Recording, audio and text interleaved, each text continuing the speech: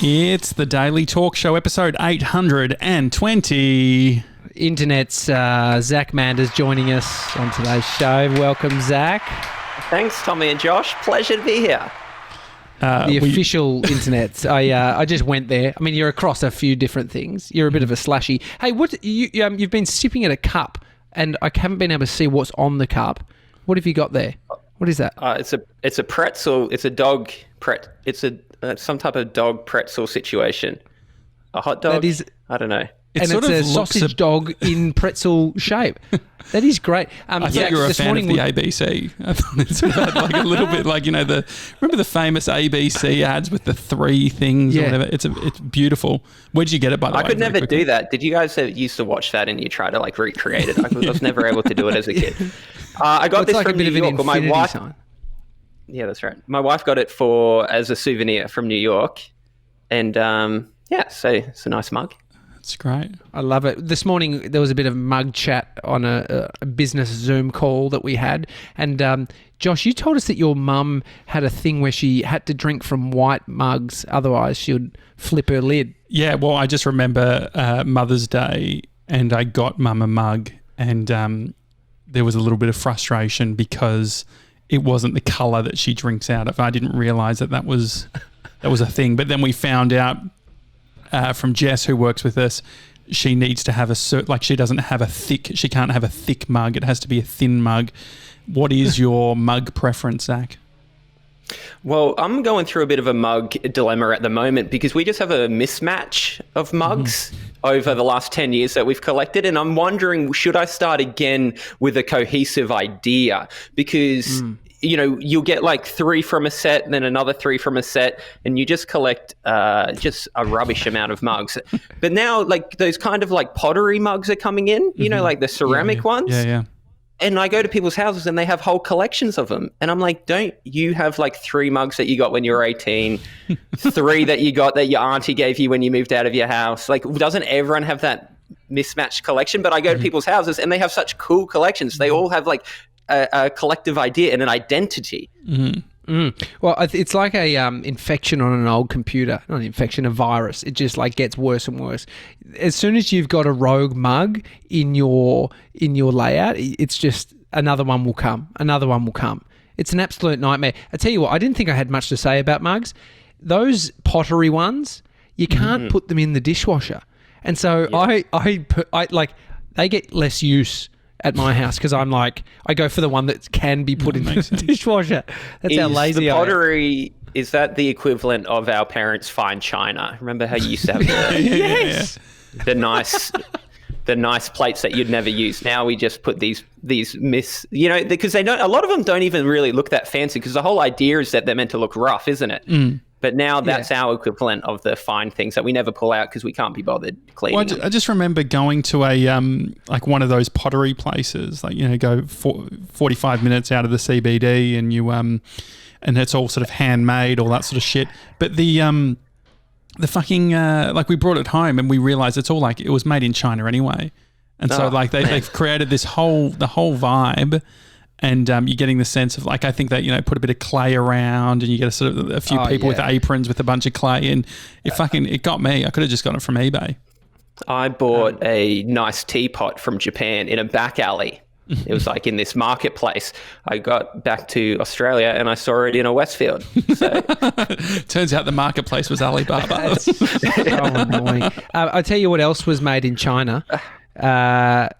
The virus. No, I'm not going to do a Trump and say COVID-19. TikTok. And Zach, you're pretty big on TikTok, mate. You go hard there. I really enjoy your little TikToks. I'm so out of the loop, aren't I? Thank you, man. I have been making a few TikToks lately. It's been fun. I like TikTok. It's when social media platforms are young and they're fun and they're still in their original form, so they haven't been diluted yet. Are you talking about the audience, or are you talking about actual TikTok? Well, I haven't, everyone says TikTok's for teenagers or whatever. I don't see any teenagers. I think the algorithm kind of filters it towards what you like. Yeah. What are you seeing? If it's, people my my age. Okay, that's good. Or at least they look my age. I don't know. Yeah, I mean, they're wearing school uniform, but they look... I mean, the other thing is, Zach, like, kids look like they're 30 now. Like, they don't dress like how we used to dress. Like, what was your style growing up as a kid?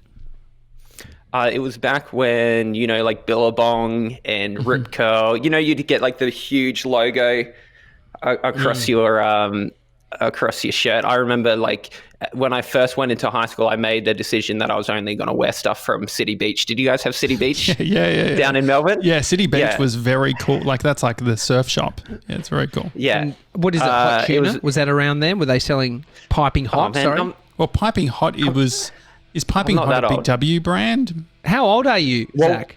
I'm 30. You're I feel 30. like you look 14. it's the TikTok. You look effect. like you're from TikTok.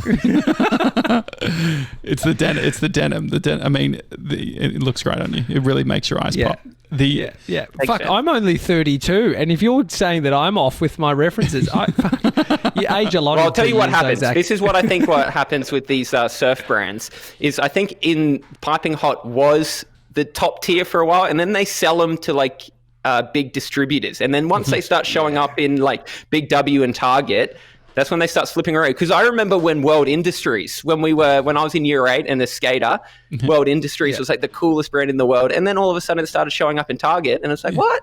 Yeah, World Industries. I was so confused. I'm like, is this cool anymore? I don't know what to do. I have spoken about World Industries multiple times. Do you remember this brand, TJ? I feel like it's the yellow. It's the yellow guy. Is that the one, Zach? There was a fire emblem and there was a water emblem. Yes. Mm-hmm. Yeah. Little devil with a pitchfork. Yeah, definitely. Was it DFO? They had stickers on skateboards. I mean, what's your thoughts on knockoffs and people wearing knockoff branded clothes, Zach? Well, I'd be more concerned about where the knockoff's being made. That's probably my big issue with it. Yeah, sure, yeah. Takes it political. When we were kids, so what we'd do is like we'd buy. I never actually executed this plan, but I always had plans to, because they would sell the World Industry patches that you could sew onto things, and my friends and I always had a plan to like we'd buy Target denim shorts, but then we'd put like a name brand patch on it, but none of us could sew, so it never really came to fruition. I mean, my mum always said that it was they're all out of the same factory anyway. I've been making these TikToks about the Aldi knockoffs because the cereals, they're all based around the Kellogg's names. And so they have, my favorite is instead of Sultana brand, they have Bran and Flakes. And a lot of people on TikTok say they're coming from the same factory. I don't think that's true. And that's probably going to be something I'm going to investigate this week. I want to find out if they are making them in the same factory, because I can't believe that that's true. Well, you would have to then like either use the scraps so it tastes like the bottom of the barrel style. Otherwise, you'd think that the people would be onto it like this. I mean, maybe it is. Maybe it's that sort of manipulation by the branding. You're like, just because you paid a bit more, it tastes better. There definitely could be. I'm ready for the full expose from Zach on your TikTok, please. Keep it under a minute. Keep an eye out. I mean, nostalgia. I got some.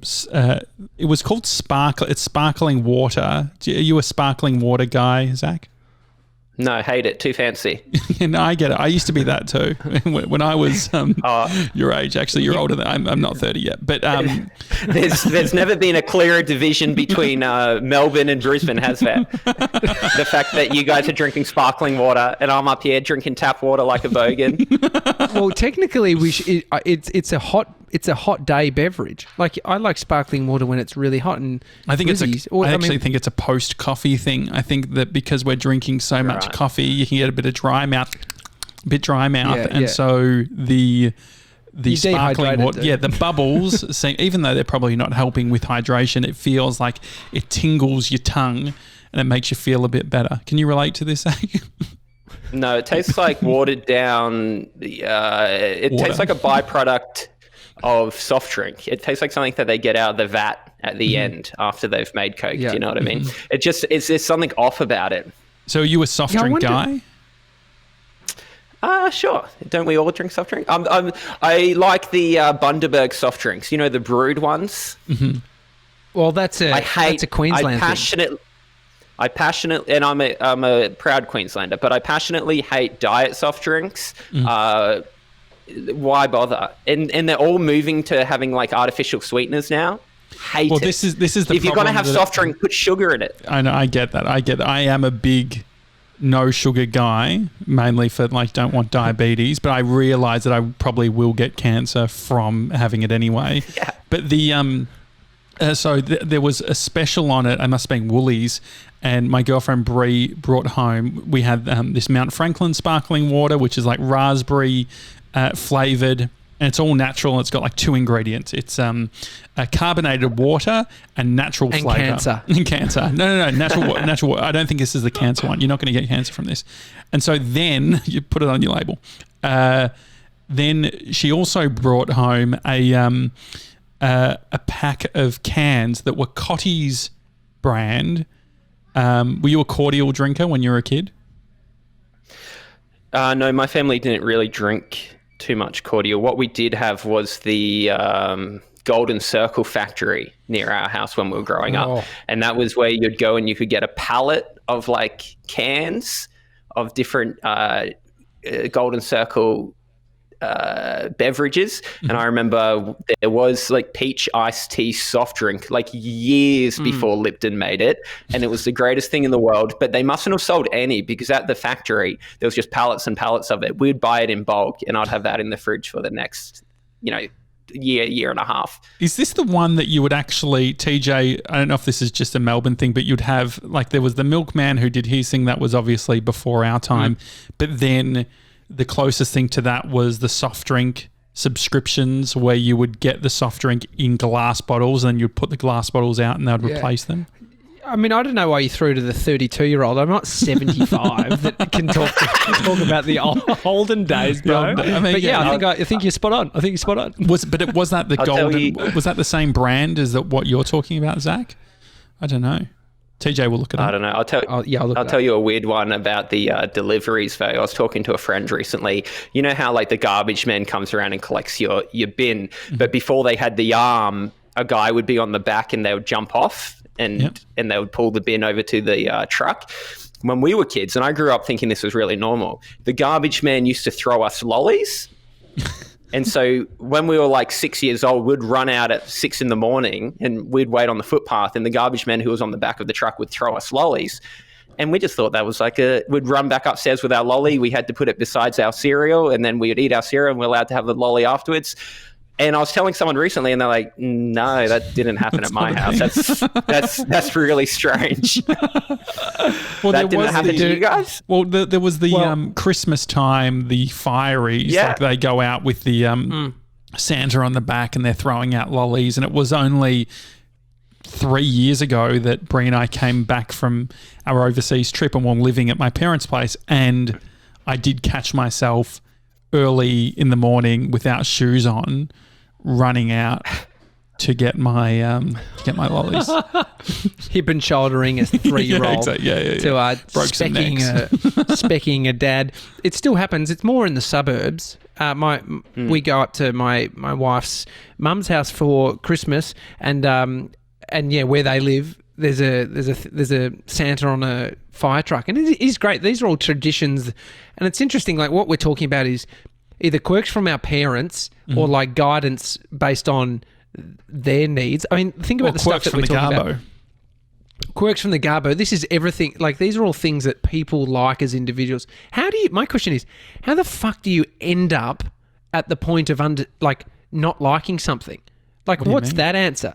You know, like why don't you like the taste of something? Sure. Why don't you like soft drink? Why does one really feel strongly about soft drink and someone doesn't care at all? These are the life questions we tackle here, Zach. Well, I mean, we should start off by like, what is something, Zach, that you don't eat? And not an allergy thing, but just something that you hate. And can you connect it to a story? Well, I'm a vegetarian. Okay, yes, that's a big one. No, I didn't know that. Because I know, Josh, you've tried vegetarianism? Yeah, I did. Yeah, I in Los Angeles. How long was it for? It was probably 5 weeks. I did. Yeah, the burger that broke the camel's back was in and out. Yeah. So I did a bunch of time, but the problem was that I was still eating junk.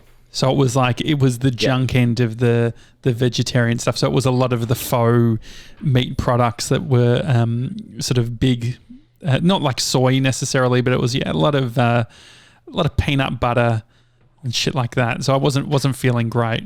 When did you go veggie? And why? About 4 years ago.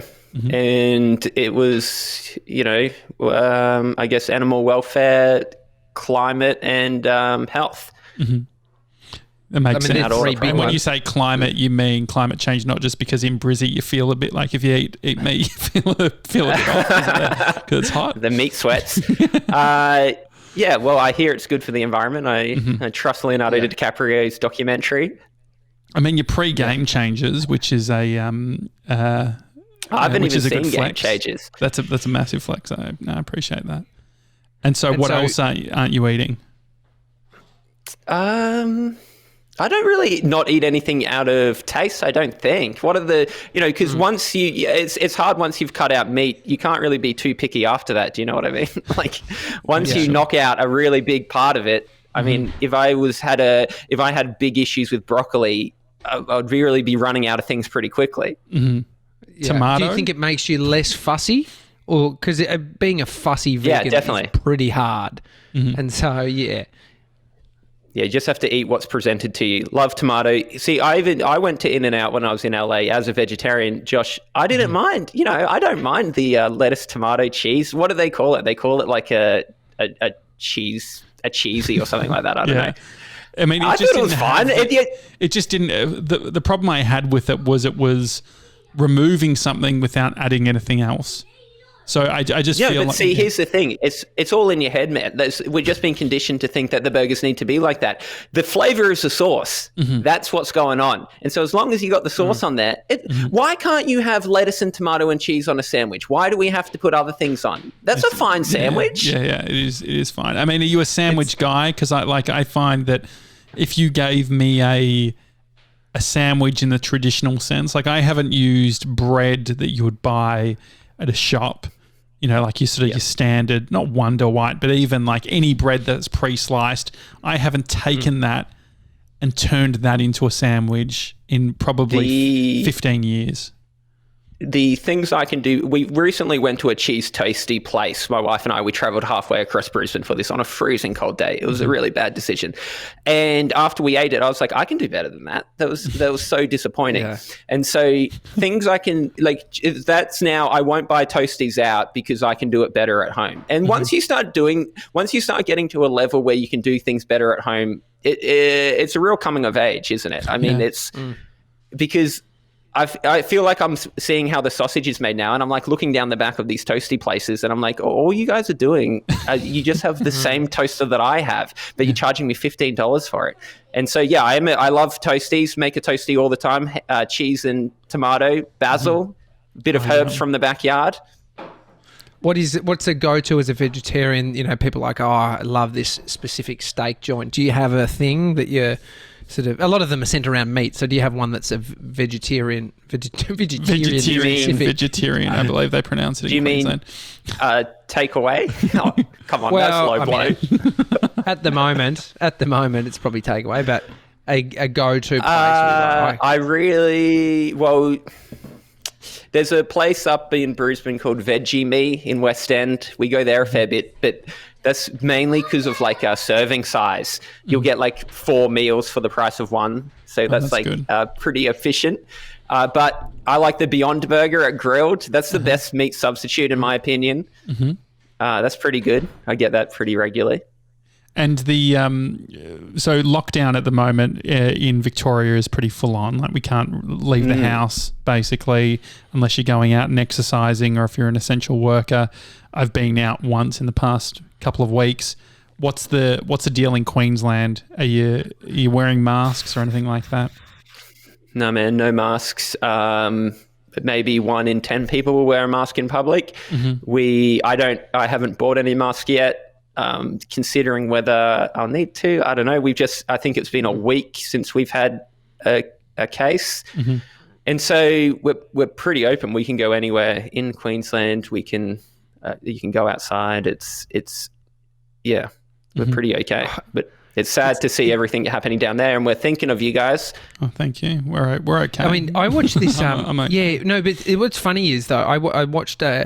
He'd be a right-leaning guy, just like the state of, what's going on in Victoria, and he just went into this thing. I'm like, bro, I'm here, and it's not that bad. Like, he was talking like we're in World War III in Melbourne, and it's like this draconian. I mean, these are all the words that they're using in the media. Draconian state, and it's like the when you're here and the sun is shining, you're looking outside. It's like, fuck, it's a nice day. And when you label it as the 8 p.m. curfew, bro, I heard a guy doing a burnout after 8 p.m. last night. He's a lunatic. He's edgy. But it's like, it is interesting. It is serious. And the mask thing, I was thinking, I hadn't worn a mask. I was exactly the same feeling as you, Zach. And then you're just told to, and then it's like, now we're here. Mm-hmm. I got no problems with it. I don't have any problems. Yeah. It's just a cultural thing. You know, I was in Japan last year and people just wear masks and it's fine. Like, no one even blinks at it. There's no, we should normalize it. Normally, there's been anecdotally, like, talking to my friends, I haven't been sick this winter. A lot of my friends haven't been sick, and a lot of people are saying that's because of the social distancing. You know, the same precautions that we're using for COVID-19 is also going to prevent other viruses. Why don't we wear masks all the time? What's the issue with it? Less of us are going to get sick. That's a good thing. Yeah, it's just getting used to it, isn't it? Like, even though I have no issue with it, it's still at the annoying stage where it's like, if it's not, well, tell me about it. Yeah, go on. Are they? See, I'm talking from someone who's never worn one. So, is it annoying? I can't really figure out how it's annoying. So this is the thing. When it was all announced, I was very much like, who gives a fuck? Like, it doesn't matter. And I still believe that. Like, people complaining about having to wear it are being ridiculous, I think, for the most part. The thing, though, is that there is an uncomfortable nature to it, because it's like, if you go out, like, the benefits of going out and walking outside, for me, I realize how much of it is about the fresh air bit. And so if I'm walking along, like on Sunday when I went for a walk, I just lifted my mask down for a second and went and took it in a breath, and then and it felt amazing. And so I think that part of it is you don't realize until these things change. And I think that this is like a great gratitude practice in general. It's like, you don't realize how good things are until they get taken away. Yeah. I'll tell you a funny one on gratitude. Are you guys getting the promoted, well, you wouldn't, Josh, because you're not on Instagram, but Tommy, you might, the promoted ads in your Instagram stories for all these mindfulness apps? I got one the other day. For gratitude, and there's a guy with a really nice voice, and he's like, I wasn't having a great day. I was feeling a bit low. And there's a guy, and he goes there's 3 billion people in the world that would instantly trade with your spot right now, with the idea of giving yourself some perspective. But I kind of then just started feeling guilty that, I have this great life and I'm not happy with it. I'm like, it did the total opposite for me. I'm like, great. Now I feel bad that I don't feel good. I feel like your YouTube videos, there's a level of politics in it, when you had your radio show Collective Noun, I feel like there's probably less room for that being on the Hit Network or being sort of a top 40 sort of tunes. Have you always been a guy that's into politics, or is that something that's just come around given the situation we're in? I don't know. I grew up watching The Chaser. Maybe that's a part of it. I don't really like politics that much. I just like anything where it's very serious. It's fun to you make fun of it. Do you know what I mean? Yeah. And also they're just funny because they're always contradicting themselves, and they have certain rules that they have to upkeep, and you can kind of catch them out on it. And so that's really I have the same general interest as everyone in politics. I think I don't think I have an increased interest, but it's to me, it's a fun area to play in. Maybe not for everyone. Yeah, well, I think what you could say about politics is that it affects everyone in some way, shape, or form. And so, I mean, That's true. People of our age, like I've never thought or talked about politics more in the last 2 years than I have in my lifetime. And It's never I don't know if affected you more. it's affecting me more, but I can't tell. Is it age? Is it the time we're in? Or I don't know a third one. So Zach, make that one up for me. He's got nothing. I can't think of one. I think what do you think it is? Do you think it's the timing? Like, why are you interested in sort of delivering stuff? Well, so on our radio show for a lot of years we did this segment called Out of Context News, where we would take politicians and we would change the throw. So it was a news. It was as if it was a news bulletin, and we'd see like Donald Trump today was upset that KFC ran out of chicken, and then we'd have a grab of him being like, I'm going to stop him. I'm going to shut him down. We'd get the TikTok grab. And yeah, he'd be like, I'm going to shut him down. It's not good enough. It's un-American or whatever. And so we did that. That was our take on things. And so it was like taking the joke was kind of like serious people making comments about non-serious things. Mm-hmm. So that was always our take. And I remember when we started our radio show, Tony Abbott was the one we were always using as like the punchline, because he always said, not only did he say funny things, but he had a funny cadence. He would say them in a funny way.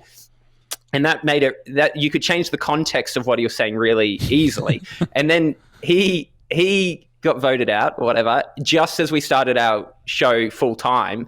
And we thought, oh, well, now it's going to be a lot harder to get grabs. And honestly, it was like a week later, Donald Trump got voted in, and we were like, oh my goodness, this guy's like Tony Abbott times 1,000. The news cycle, are you consuming news in a big way? Do you sort of control the amount of news you're reading? Not really. Facebook, Instagram, I'm just the same as usual. I watch all the late night shows in America. I watch Colbert and Seth Meyers every day. And so that's probably where I'm getting most of my American news from. And then I just follow, the normal people in Australia. I think ABC and SBS and stuff like that. Mm-hmm. Are you, if you're watching the American shows, are you across the drama with Ellen and then the potential of James Corden being the takeover of Ellen's position? Well, yeah. I mean, I see that coming up in my feed. From what I can see, they're posting the same story over and over every couple of days. I'm like, is anything changed here? I think that's no one has said anything new. I think news.com.au have had an Ellen DeGeneres story on their homepage for probably the last 3 months. But yeah, it's actually, it's non-news. It's just like the same shit. It's just like people still don't like Ellen DeGeneres. They're obviously getting clicks on it. And I think, that's maybe a downside of where our media cycles are at the moment is like it's driven by what gets results, not what is necessarily, I'm not saying no comment on that particular, but just generally what is newsworthy. And so like, this is how all, radio works like this as well. Just whatever's successful, they're going to keep doing it. Mm-hmm. And so they're not filtering it around filters of like, what do we need to know or what's the most newsworthy thing today? It's like, what's going to get the most clicks. Uh-huh. I mean, you were on, go on, TJ. I was just going to say, as a creator, how do you balance the approach of doing something for clicks versus doing something because you like the content? What's your approach? I don't know, really, because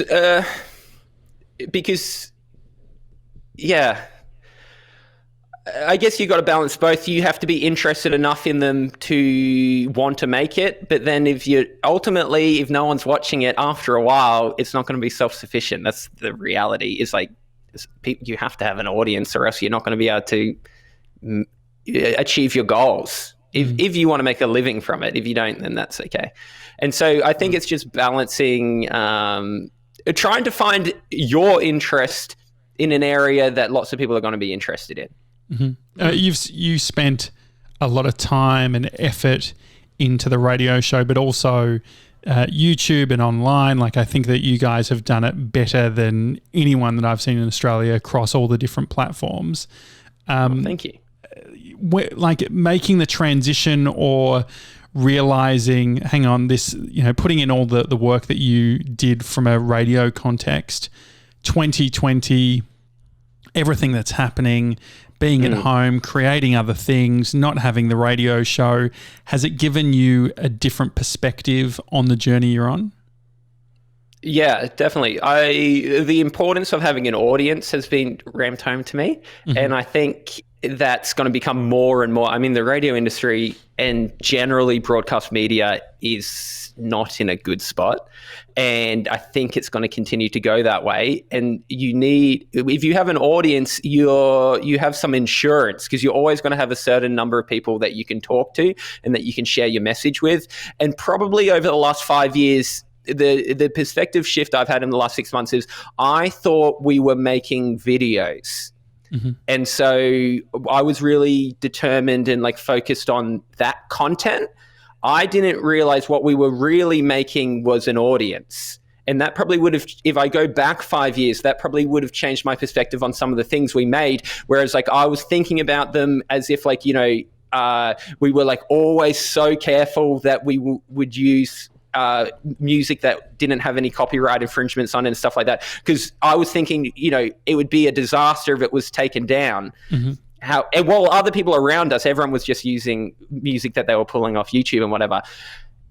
Thinking about it now, I'm like, well, if it had got taken down 3 days later but you had gained 500 followers, it had actually achieved is something better than it being up 5 years later and 10 people are watching it every month. That's not really achieving much. And so probably over the last few months I've changed my perspective on that, and we probably didn't participate in some trends and stuff like that, thinking that oh, we don't do that. Whereas if with the idea of gaining an audience, it doesn't really I think it has to be within certain parameters. You want to gain an audience that are going to like what you're doing going forward, or else they're not going to be any use to you. However, we probably could have been a bit more flexible with that, I think. And I think we could have lowered some of our filters. We had just had ridiculous filters. What we thought we were doing versus what we were actually doing probably wasn't super based in reality. What does that mean? Oh, well, you think of it, you think there's a certain, you have to have a certain level of delusion. And you think you're changing the game. You think you're being you're doing stuff that no one's ever done before. But no, you're not. You're doing the bland, this first idea everyone comes up with. And so I think you just need to relax and have some fun. And if we had pumped stuff out, at the beginning, we were pumping stuff out pretty quickly. But if you just had more fun with it and we put it through less restrictions, the amount of ideas we didn't do because we had come up with them independently, but we had remembered that Hamish and Andy had made a similar joke 10 years prior. I'm just who cares? We didn't copy them. We know we didn't copy them. Just do it. In 3 days, no one's going to know anyway. We were going to put a different perspective on it. We can relate to that a lot. Well, yeah, I mean, Hamish and Andy aren't the first guys to do a test of how far you can get on an empty tank of petrol. It's but I love seeing Hamish and Andy do it.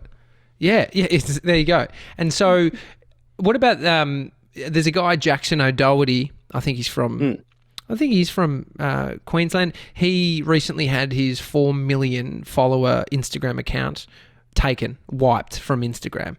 And so why? Oh, dude, he's gone really hard. He probably breached some code, he posts some edgy shit. He's got an OnlyFans now. He was a prank guy and he's living in LA. And so, but that was his livelihood. And so he's gone real hard around that. You don't own your content. You don't own your platforms. What has your experience been coming from radio, where it's obviously a brand within a brand, and then your social channels, which are yours? Where does it sit for you and your creative stuff? Well, I think with that instance, and that sucks. I know, Tommy, you got your Instagram deleted recently, didn't you? I was thinking about that would be...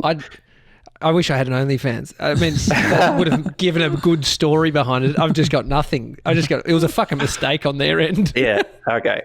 I think just diversify. You should have a backup platform, shouldn't you? There's some that aren't owned by Facebook, so that that's a good thing about TikTok. It adds some competition that you can have an audience on.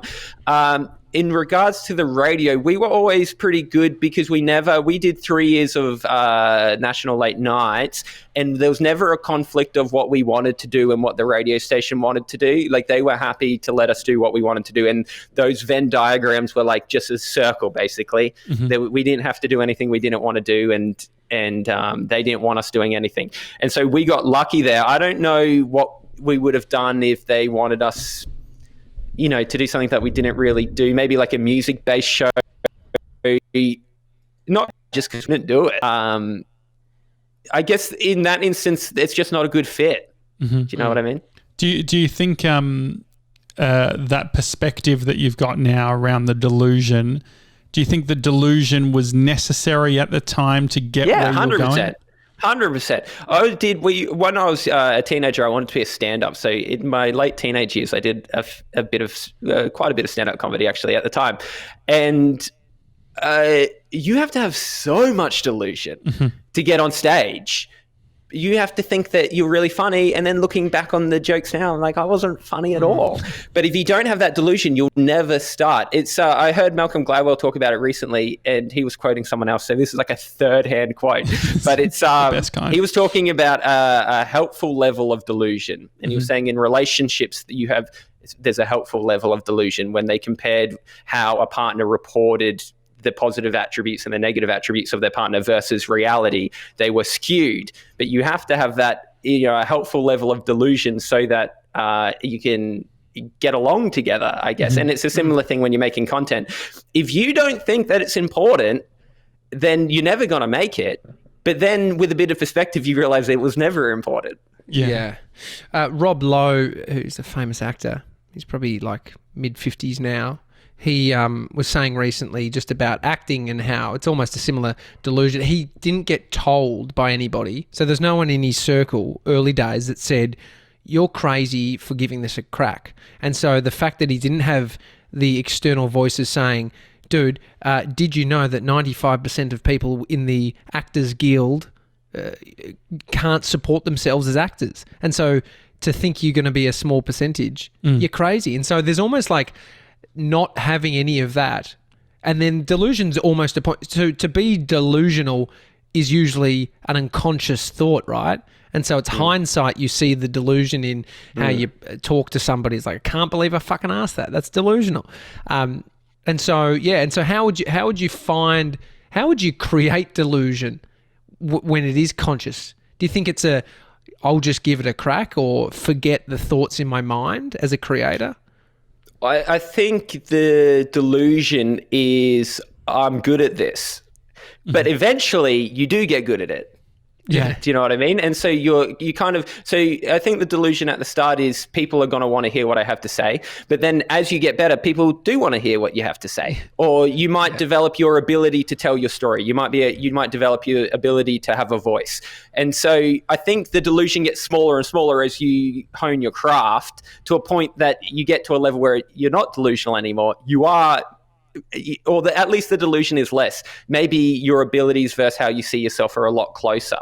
And so I think the delusion is more at the start. Like, I'm quite confident now that we can do a radio show that's, at least not out of place, is at least of a quality that is as good as a lot of other things that are around.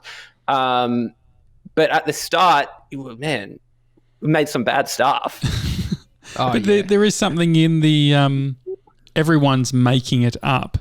And so 100%. And so on the writing thing, like, I find it interesting, like, there's a level of delusion in writing. Like, I find the process of writing, it's something I've always wanted to do and to lean into.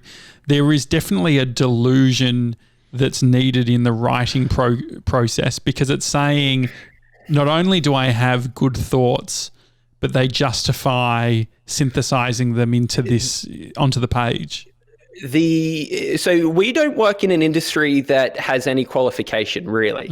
And so if you're a teacher, you do 3 years of uni or 4 years of uni, and then you get a piece of paper that says I'm a teacher. If you're a doctor, the same type of thing. We are just, it's, you say that you do it and you do it. Yeah. You can look at a product and have a critique of it, but when you say writing, there's no barrier to entry at all. You just have to start writing. And then the thing that's actually scary is that the critique of the product probably isn't as objective as you think it is. And so, like, all you need to do is convince one person that it's a good idea. One person. and they then have to convince their people. And so what I've learned from getting into radio, and then also our radio show ending, is like we benefited significantly from circumstances outside our control to get into radio, and then we faced consequences that were beyond our control. Well, loosely beyond our control with the show ending. There was exterior circumstances that we had no control over. And so I reflect on that and I go, well, did we do anything? Did we luck into it and then luck out of it? There is so much to be said about, we think that these people who are making decisions are objective, but they're not.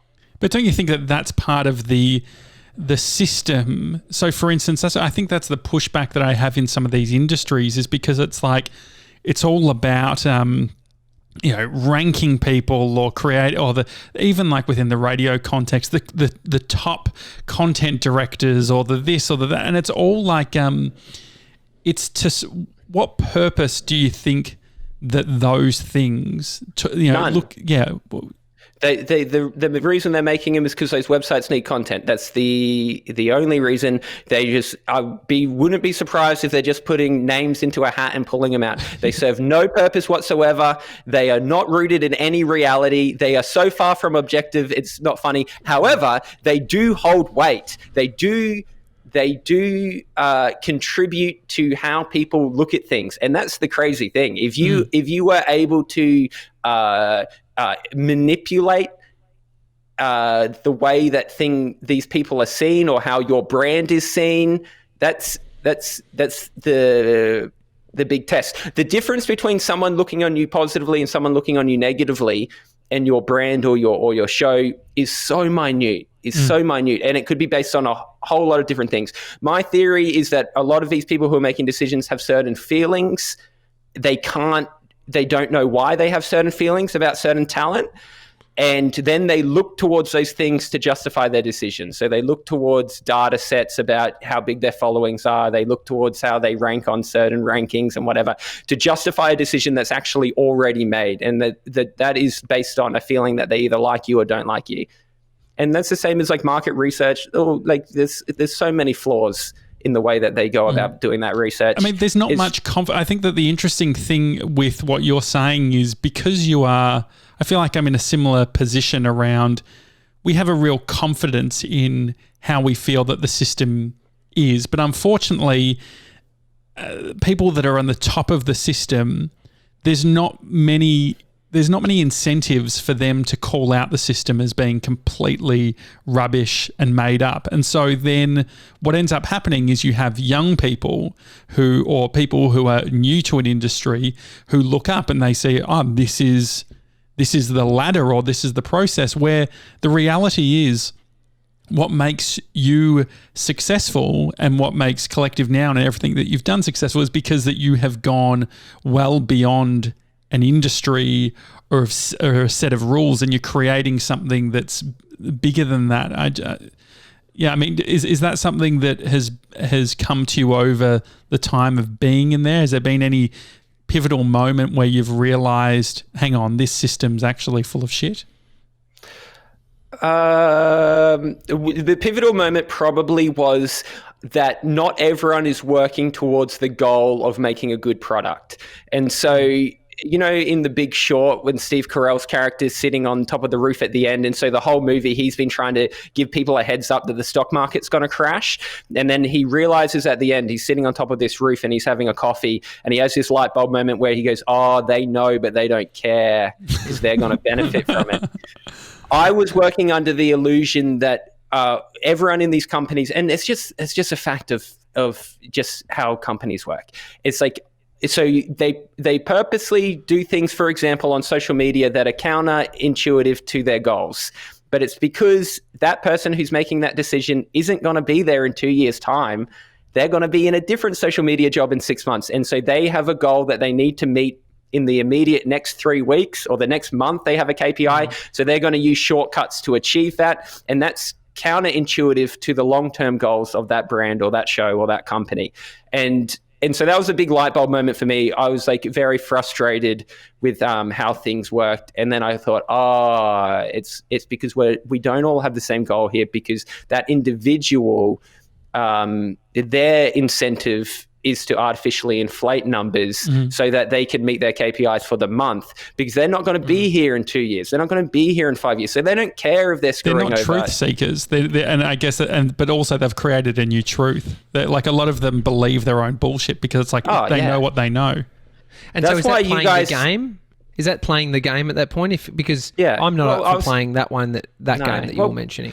Well, because it's it's just such a short-term game. It's not going to help you in the long run. And that's why you guys have been, I think the most clever thing you guys have done is the 10-year commitment, is because you're slowly building something over a long period of time. You're not going to take shortcuts that are going to screw you over in the long term. Like, remember when everyone was building their social media pages 4 years ago, and we were, but there was a lot of people just ripping memes that other people had made, and there was no curation towards the type of audience you're trying to build.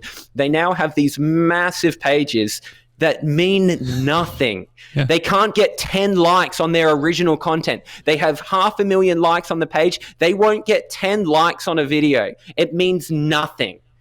And so they've all screwed themselves over. Yeah, it's so true. Yeah, I mean, TJ, I feel like I'm doing a lot. I could just keep going. How do you feel like the encouragement within? What does that do to you when you have these realizations about the way it's been? As a creator, it can sting because you're putting your blood, sweat, and creative tears into it. Where do you land? I think it's important to have things that you control. And so whether it's personal accounts, or in our case, we had, I've got a personal TikTok now, but before that, I wasn't really making any content under my own name. But, we had Collective Noun owned different things. And so therefore you have an avenue despite other people's decisions. And it can be mutually beneficial. And ours was really mutually beneficial. With the radio station we worked for, helped our social media, we helped their social media. And so there are ways that it can work well together. It was just realizing that just helped me in my own head. I was, it wasn't sending myself crazy. I couldn't figure out why people were making decisions that were going to screw themselves over. And then that realization helped me just come to peace with that. I was like, it just once you understand it, you're like, I understand what people are trying to do. And that's what I would do also if I was in that situation. Yeah. And so then alignment and having a team, you have these strong feelings and they're constantly evolving. How do you keep aligned within a team? That's really hard. I remember we spoke to Tony Martin a few years ago, and he said most groups dissolve, or most comedy teams dissolve, because there's a disagreement over the distribution of labor, basically, how much everyone's contributing. And so I think you just have to make sure you all have the same goals. I don't know how often you guys check in. How often do you check in on the 10 years? Are you always like, are we still good for 10 years? I think like the thing is we use it as like a filter system. And so if I think that we are all accountable to, if we were to do something by having it nice and clear, it's like show filters. We're saying, is this thing, so for instance, for me, it's like the social media stuff. If we were playing a short-term game, if we're like, okay, we want to fucking have some sort of Joe Rogan purchase, which is like Delusion, and where a lot of people fall flat with podcasting. They think that they're going to be able to sell their podcast for millions of dollars. If that was the game we were playing, then you would say, okay, Josh, you need to be on social media, and we need you posting 6 times to your personal Instagram every single week. The 10-year rule is so, or the 10-year goal is so ingrained in everything that we do that it takes the pressure out of some of this stuff. And what would happen if something changed? And do you guys talk about that? Like, let's say hypothetically, I don't know, Tommy, I'm just going to use you as an example here because you have a child now. Let's say you have 2 more children and you go, look, guys, you guys could be raking in $1 million a year. I got no idea how much money you're making, but let's just say hypothetically, you're like, I need to make more money. I can't dedicate as much time to building something from the ground up. Do you have like a policy about how you're going to bring that up and stuff? I'm just interested. Well, I think the reality of someone who would turn it around and say that has probably missed the point, or they're on some journey they haven't realised what they're signing up for. And so the 10-year thing is an understanding. It ingrains in you, so I wouldn't turn around and say that because I wouldn't be in this part of it now if that was going to be the case. It's a joint responsibility. I think that's the other thing too. So it's like we, the filter that we're all using is the betterment of the thing that we're building. The great thing about the Daily Talk Show specifically is it doesn't actually day to day, it doesn't require a huge amount of labor. What we're talking about is an hour and a half a day of our time. And so that 10-year part is the non-negotiable, that showing up and doing that. And it's not a crazy amount of time. The bigger question around big media company and where we take that is something that transforms every single week depending on what's happening. And so it goes from being a client services business where we're charging clients to make content for them to focusing more on a network style arrangement where we're bringing in other shows. And so, I think that it's Tommy and I are very aligned in regards to what that needs. And the Daily Talk Show is the reason why the business exists. I don't think our business would exist if we didn't have the show. And do you guys deal with conflict well? Do you guys have much conflict in the group? Yeah, I think like the start in the team, I think that Tommy and I had conflict, weekly when we were getting started. I think like the first probably 150, 200 episodes, there's not much expectation around the first 200, but I'd say, I went away for 4 months traveling. We did the show every single weekday during that time, and coming back to going from having our separate businesses to having a joint venture, all of a sudden everything was up for conversation, debate, and we put in the time. We lent into it, which is like voice the concern now, have the conversation now. And so I think that where Tommy and I have landed, when you have something like COVID and you have stage 4, the learning for us now is distributing the knowledge, the awareness, the understanding that we have as a partnership, and being able to distribute that across the rest of the business. So that's where we spend our time. It's like Tommy and I are very aligned, and now it's making sure that we're communicating that to the rest of the team. That's good. Pulling in the same direction. Yeah. And what about you and Dom? Are you do you chat through direction, vision? Yeah, well, probably early on, similar to you guys, probably we when we first got the national radio show, I think that was we didn't recalibrate because that was a goal for a long time. And so you got Michael as well. So there's sort of the 3, but there's the 2 that are mainly like you and Dom are on air. Was that like a decision that had to be made as well in the early days? Well, Michael it was very obvious that he was technically minded. So he was never in front of the camera or in front of Mike. So there was no debate over that. So that was all all good. I think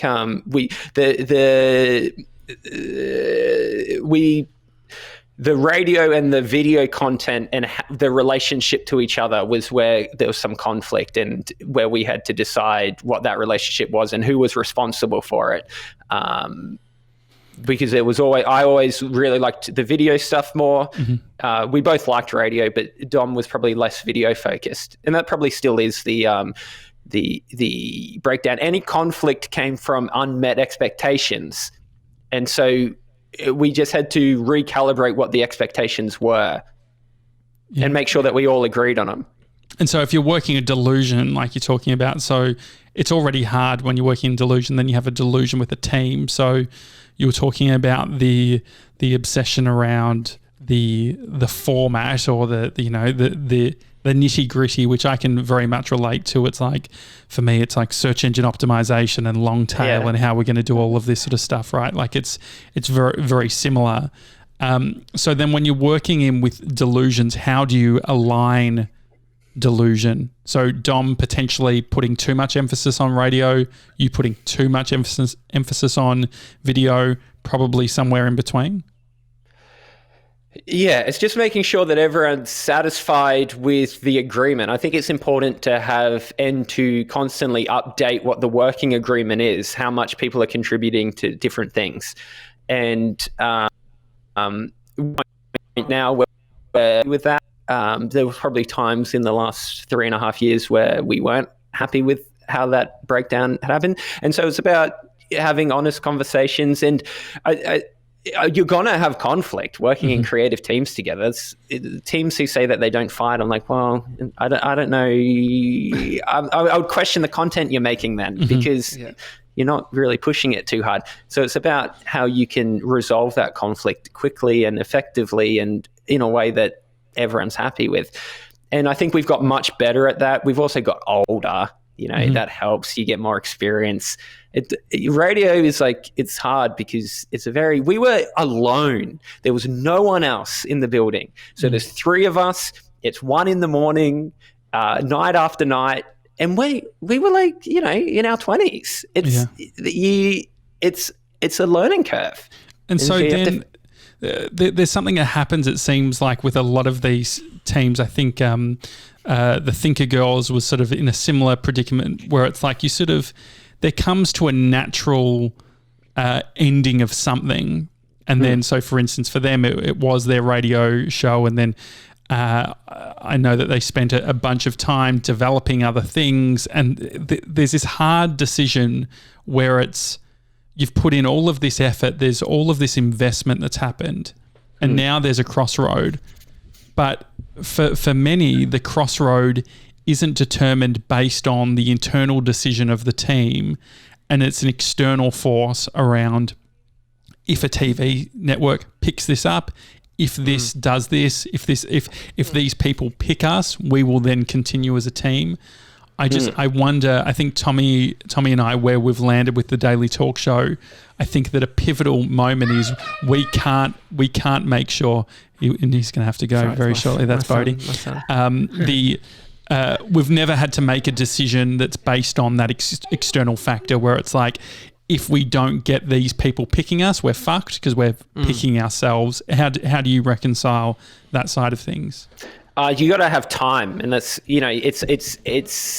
it's really hard for them to go show to show to show if you want to stay in the same team, and if you but if you are happy for there to be some time in between, I think it'll be a bit easier, more achievable. And so it's an expectation thing again. So if you have the end, when it looked like that we were going to wrap up the show last year, I had the expectation that we wouldn't do a show together for a while, and then we would pick it up again once we found someone interested. Whereas I think Dom's idea was that we would continue straight away afterwards, which I would have loved to, but I just didn't know how realistic that was. And so the realism, like being realistic, if you're delusional, why choose to be realistic then? Or is your delusion? No, that's real. And so that's what happens, right? Like, I guess that's to your point of what you're talking about, which is like, the system, whether it's, buying a place or having kids or whatever it is, those things force us to have what would be perceived as reality based on the system. I think the delusion is more around the content, not around the career decisions. And so particularly when you're trying to be funny or you think of yourself as being funny, that's where the delusion is. That's probably what I'm referring to, is like the idea that this is funny, because a lot of the times, even very successful comedians, your hit rate is nowhere near 100%. And so you constantly have to be have some level of delusion that this is going to be funny, or I have the confidence to try this out. Whereas around the decisions you make for your careers, it's a lot more dangerous to be delusional around that at this stage in my life anyway, because... Is it not based on delusion though? Like if you are a content person and you're playing in that space and you're making decisions based on what you're doing with content, is there not a little bit of overlap that's happening? So what you can do after a while, and this is where the delusion and reality come closer and closer together, is that you have a body of data or you have years of experience that you can compare things to. And so you can go, well, this was a situation we were in then, and we were able to get out of it there. And so you have things to compare it to, like hard evidence of things that have happened in the past, or hard data, like we made this type of content and it went well. Whereas you don't have any of that at the start. And so you have no hard things that you're comparing to. Whereas as you go along, and so I'm a lot more confident comparing myself and my abilities to the marketplace now. And I have new confidence, and I hope that's based in more of a reality than delusion these days, that I would be able to, do another radio show, for example. Do you know what I mean? Yeah. Or you could, I guess the other element is, the longer you sit in the delusion, the more truths that you find within the delusion. So you're cementing the initial, like it's a version of the cherry picking, in that, like what we're talking about with the systems and the industries, you get better and better at finding solutions that paint the narrative or the delusion that works. So it feels less and less of a delusion, but you're actually further along in that. Does that make sense? Well, I think what the delusion proves as well is the illusion of talent and how important talent is. Jerry Seinfeld talks about the fact that a lot of comedians who are making a lot of money aren't the funniest people. It's just they work the hardest and they stick at it the most. And so there's a delusion that talent is really important. Talent's obviously a factor, but there's significant other factors. And so therefore, if you the delusion of talent is, if you think I'm talented, I have to push on, and that's why I'm successful in the end, you're going to be successful maybe, but maybe the reality was that you weren't successful because of your talent, you were successful because you kept at it. Yeah. Do you understand what I mean? Yeah. And so the delusion is misplacing the factors of why you succeeded. TJ, what do you think? No, I agree. I think then it's always hindsight that you could look back and make a decision and realize that it was delusion or not. And so, it's interesting. Like Jerry Seinfeld saying what do you think on Jerry Seinfeld saying that and where he is as a comedian? There's no doubt he's great, but is he? He's someone who works super hard on it. It's like we have this idea that if you're a successful comedian, you're the funniest, but there's a lot of, you could be a really good business person and just know how to write jokes. You know what I mean? Like you have to have a certain level of ability, but if you watch enough stand up, they're not all great. There's a lot of people making a good living who aren't that good. The same thing in any industry probably, and the same thing in, like, look at us, we last 3 years we made a living, and we're not the best radio show, but we were willing to commit to it and work hard at it, and we have a certain level of ability, a certain level of talent. So is that not talent? Is talent then about the doing versus like focusing on the actual thing? Is it? Yeah, I wonder if the talent is actually in line with the how do you put this? So part of the talent is actually like the doing bit rather than what the content is. Yeah. 100%. And so like, remember in high school where you'd have people, and I did this myself, but you'd go, I got a C in that test and I didn't even try. Yeah. But you wouldn't try because you're afraid of failing. Right. And so people would, you hear this said about people, they're like, oh, they're really smart, but they didn't try in school. Yeah. And you go, well, were they really that smart then? Because if you were smart, wouldn't you try? Yeah. And so, but what they're saying is they have a natural intelligence, but isn't a part of intelligence applying yourself. And so I think it's just how we define those things. So you're saying, Josh, that, maybe I'm a great singer and people think that's for talent. But are you saying that when we say talent, we should also incorporate the ability? Yeah, getting on stage, the ability to sell yourself, the ability to market yourself, the ability to keep at it night after night when it's really hard to do. Is that what you're saying? We need to broaden the definition of talent. Yeah, well, yeah, I think that the talent comes from, if you are a talented writer but you're not writing, is that like talent is there's an element of runs on the board, or there's actually talent, I feel like, only comes to fruition when it's being done. And so unless you are doing it, and so that's what, like, the closest thing to become talented is the process of doing. Something I'd say all the time is, like, as when you work in teams, and I'm sure you guys do it yourself, is you look at your peers around you and you critique their and whenever there was negative thoughts about people making videos or a radio show around us, so that wasn't very good, I always used to think, well, something's better than nothing. What did we do on that? We didn't do anything. Yeah. And so, like, instantly, because they made something, it was better than what we did. And so I think there's something really to be said about just making something and putting it out there and continuously doing it. And to go back to the delusion is, when it gets 10 likes, somehow motivating yourself to do it again. Yeah. Very true. I love it. Zach, thanks so much, mate, Zach. Thank you for coming on the show, buddy. It's been great talking to you. Pleasure, guys. I really enjoyed talking to you. Would love to have you back on as well. And you're doing your own videos on YouTube as well. If you search Zach Mander on YouTube, you'll come up there. Oh yeah, I'm probably not ready to promote that publicly. There's a high level of delusion there. Perfect. You got it. Awesome. It's a Daily Talk Show. See you tomorrow, guys. Have a good one. See you guys.